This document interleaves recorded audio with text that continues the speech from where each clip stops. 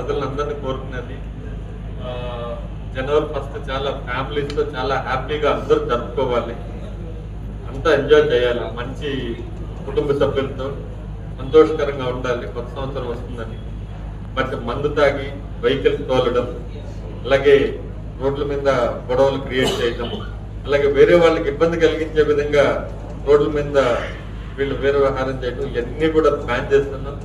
అక్కడ అలౌ చేయం. ఎక్కడికక్కడ చెక్ పోస్టులు పెట్టాం. ఆ రోజు డ్రగ్స్ అనలైజర్స్తో డ్రంక్ అండ్ డ్రైవ్ కేసెస్ కూడా బుక్ చేస్తాం. జనవరి 1 హ్యాపీగా గడుపుకునే దానికి ఇవన్నీ వదిలేస్తే ఫ్యామిలీస్తో చక్కగా ఎంజాయ్ చేయొచ్చు.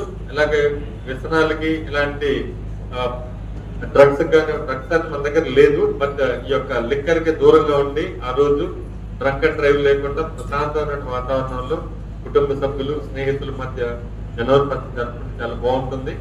డ్రంక్ అండ్ డ్రైవ్ చేశారంటే విజయనగరం రోడ్లలో ఆ రోజు వాళ్ళని తీసుకెళ్లి జైల్లో కూర్చోబెడతాం.